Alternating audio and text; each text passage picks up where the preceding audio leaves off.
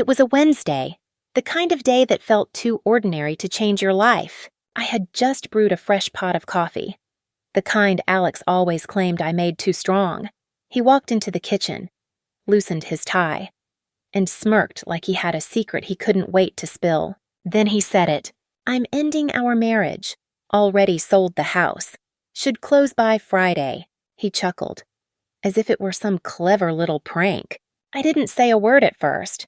I just watched the steam rise from my mug, not because I was speechless, but because I had heard those words before, not from his lips, but from his laptop, 3 weeks earlier, when he forgot to sign out of his email. So while he thought he was catching me off guard, while he thought he'd walk out clean, triumphant, and in control, he had no idea the woman in front of him had already flipped the board and rearranged every piece.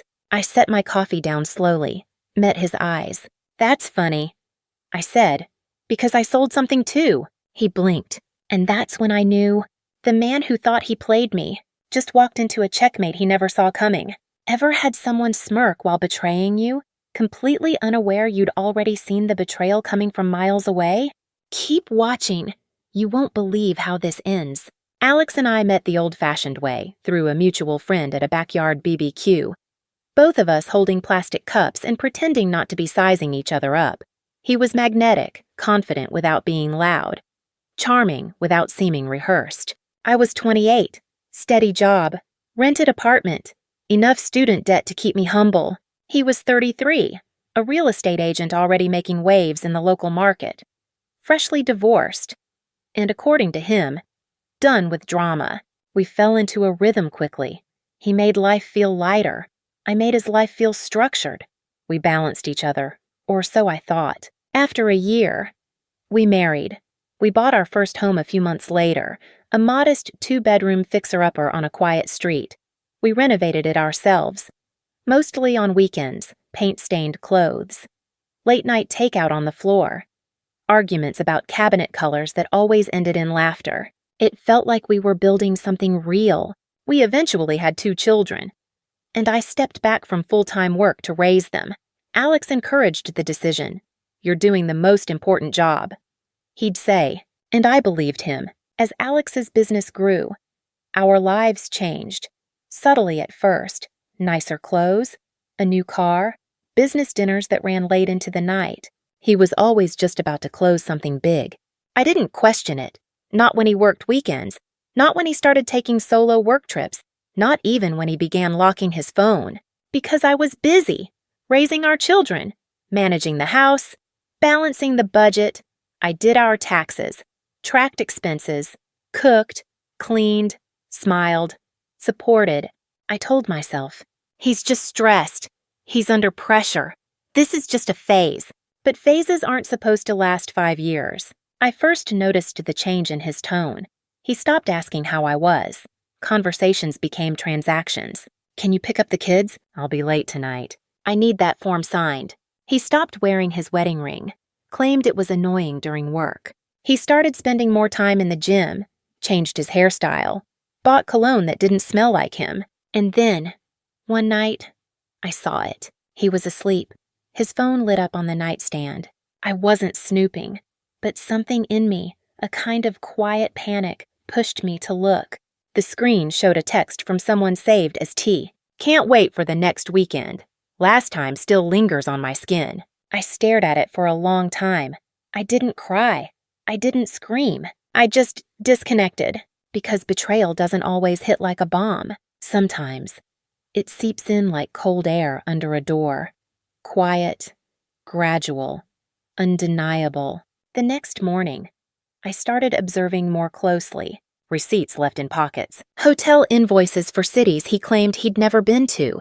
A sudden $30 loan from our home equity account, labeled business growth. That's when I called a lawyer, Claire. She specialized in high-asset divorces and financial abuse within marriage. I laid everything out, every document, every suspicious transfer. She was quiet for a while. Then she said, "This isn't just emotional betrayal. This is calculated. You need to start protecting yourself. Now." So I did. I made copies of everything. Tax returns from the last 5 years, emails he left open, property records, screenshots of texts, calendars, travel logs, and most importantly, a recent deed transfer on our home. Yes, he had refinanced the house, and in the process, removed my name from the title. He told me it was just for lower interest rates, but the paperwork told a different story. That night, I didn't confront him. I smiled, made dinner, kissed him on the cheek, let him think I was still in the dark. Because sometimes, you win more by staying silent until it matters most. I began quietly preparing. Claire filed for a forensic financial audit.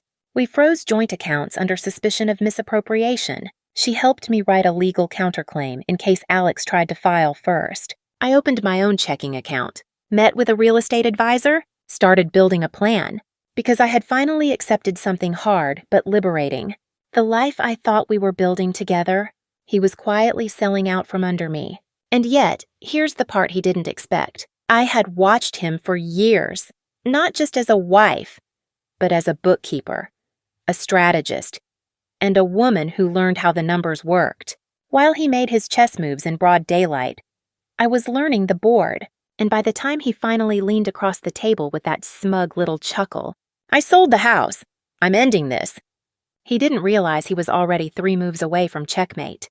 Because he forgot one thing, I don't just keep receipts, I use them. Alex had always been smooth, calculated, the type of man who smiled while twisting the knife, and somehow made you apologize for bleeding. So when he said he'd already sold the house, our home, the one we raised our children in, the one we painted together in the middle of the night, where I held him when his father died, I knew that moment wasn't spontaneous. He wanted it to hurt.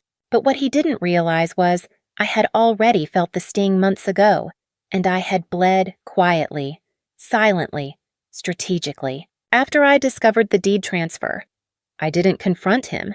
I knew better. If I had, he would have spun it, said I misunderstood, that it was for tax purposes. He was the kind of man who could lie with steady eyes and a calm voice. So I watched, waited, gathered.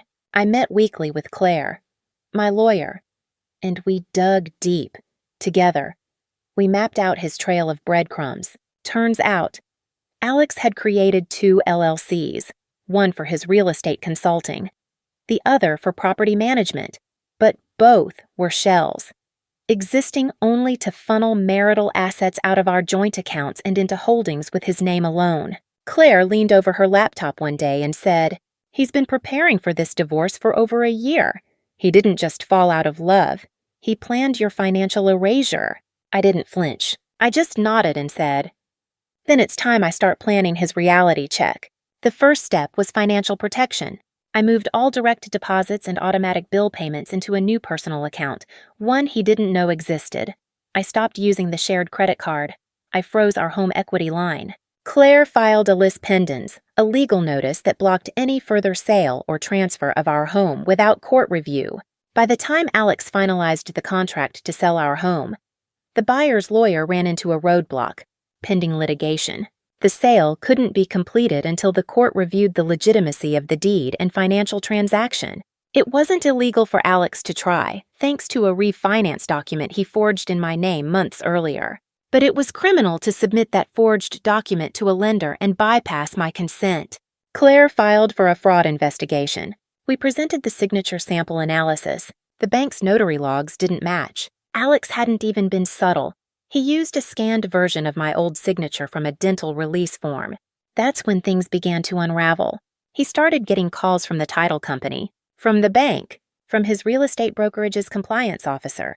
He blamed a misunderstanding, told them his wife was being difficult, claimed I was having an emotional breakdown. Typical. But then Claire sent over an official notice. Our legal team was filing for full asset protection under grounds of marital fraud. Alex's smirk disappeared. The next blow came from someone he never saw coming, his mistress. Yes, I knew about her. T, the mysterious contact in his phone, turned out to be a younger woman from his gym. Someone he'd been mentoring for almost a year. I had no intention of involving her, but she unknowingly involved herself when she posted a boomerang on Instagram of the two of them at a luxury property in Miami. a property owned by one of Alex's shell companies, paid for in cash. During the time he was claiming he had no assets. The internet forgets nothing. Screenshots remember everything. Claire added it to our file, and we subpoenaed all financial records tied to his LLCs. When the court saw the pattern, real estate transfers, secret accounts, offshore transactions, it didn't take long for the judge to issue a temporary injunction. Alex was barred from selling, transferring, or spending any shared assets. His accounts were frozen pending review, and the house? It was never sold. Because the contract was invalid. Because he never had the right to sell it in the first place. Then came the hearing. Alex showed up in a tailored suit, confident, a little pale, still holding on to hope that his years of image management would shield him, but he wasn't prepared for how thorough Claire and I were. We laid out everything: the forged refinance documents, the hidden LLCs, the Miami property, the text messages, the false statements on loan applications, the notary fraud. We didn't raise our voices. We didn't call him names. We just let the evidence speak. The judge took a deep breath, looked Alex in the eye, and said, "Sir, this isn't just a divorce. This is deception, deliberate and sustained. This court does not take that lightly." In that moment, I saw the crack, the first real fracture in the mask Alex had worn for years. He wasn't smug anymore. He wasn't in control. He wasn't laughing. That night, he showed up at the house. Yes, the same one he thought he sold. He stood outside the front door, looking lost. No suitcase, no car, no plan. Just a man who realized he'd bet everything and lost to the woman he thought would never fight back. I didn't open the door. I didn't owe him that. Instead, I turned off the porch light. Because sometimes, the strongest message you can send is the silence that follows after they realize you saw everything and said nothing until it was too late. There's a moment in every chess game when the losing player still thinks they can recover. They haven't noticed the queen creeping in. They're still rearranging pawns while the board collapses around them.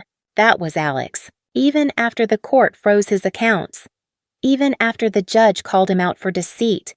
He still thought he could outmaneuver me. But what he didn't know, what he never suspected, was that I had one final move waiting, and it had nothing to do with the house. 2 years before the unraveling, I had inherited a small but valuable piece of land from my late aunt. It wasn't glamorous, a wooded lot on the edge of town, but I'd quietly held on to it, paying the taxes, watching property values rise as developers expanded toward it. I never told Alex, not because I was hiding it out of malice, but because, somewhere deep down, I already knew I might need a way out. When we were first married, we made a promise.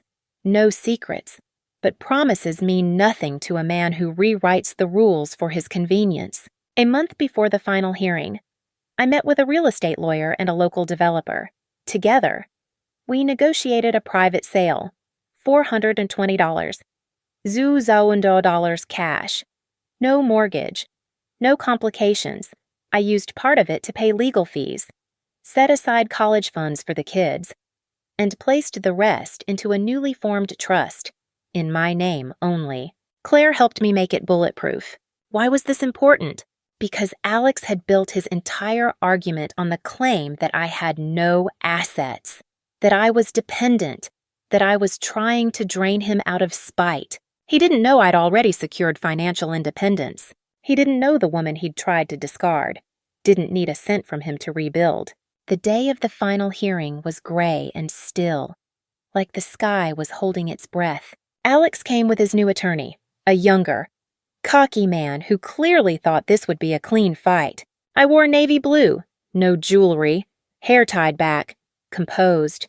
The judge listened as both sides made closing statements. Alex's lawyer insisted that I was emotionally reactive, manipulative, and financially irresponsible. He claimed Alex had carried the marriage for years, and that any losses he suffered were the result of my vindictive behavior.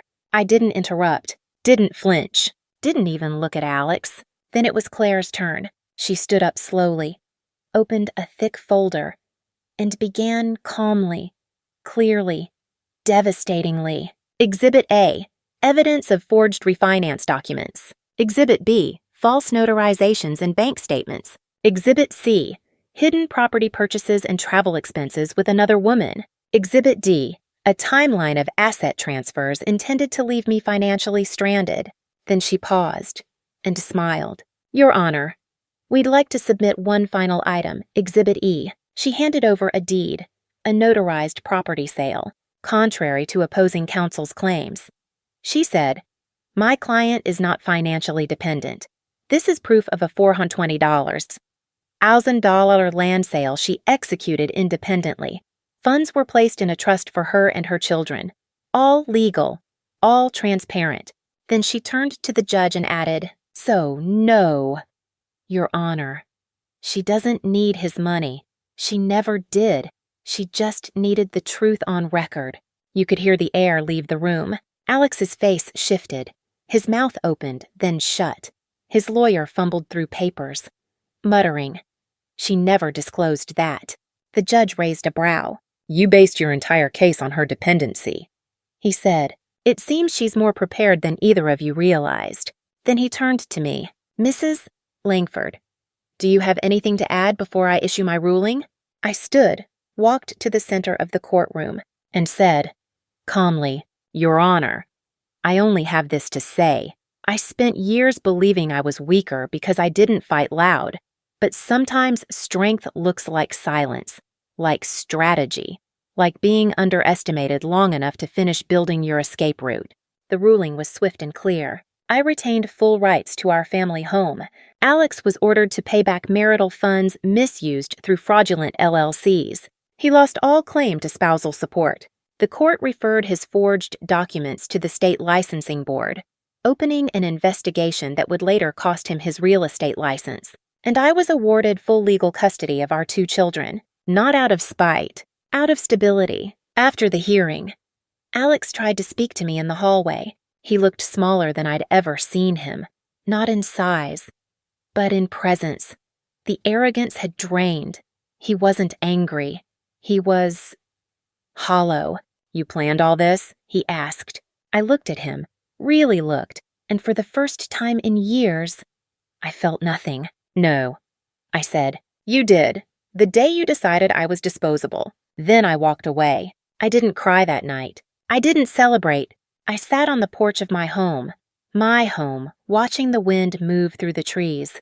I sipped tea and listened to the quiet, and for the first time in years, I felt safe.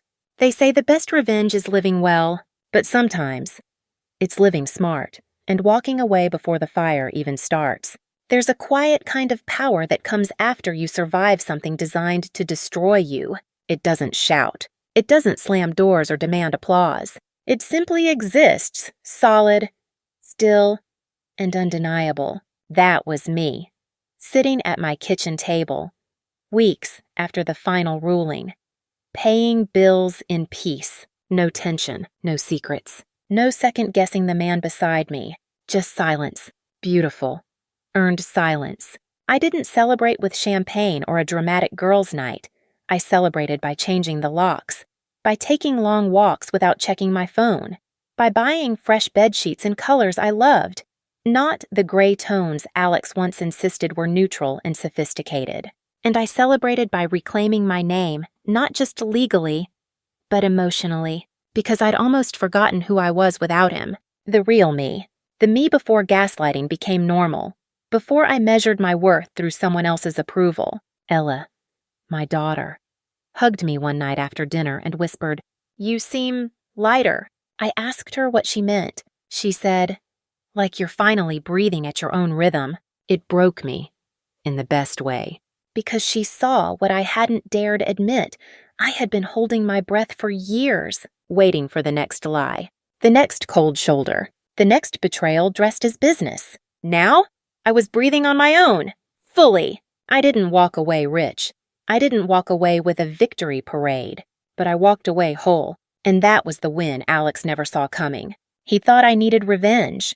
What I needed was clarity, and once I had that, I didn't need him to lose for me to win. He lost all on his own by betting against a woman who paid attention, took notes, and knew that survival isn't loud. It's strategic. It's quiet. It's permanent. Now, I help other women who are where I was. I volunteer with a nonprofit that supports spouses navigating financial abuse and hidden betrayal. I share my story, not to relive it, but to show others what's possible.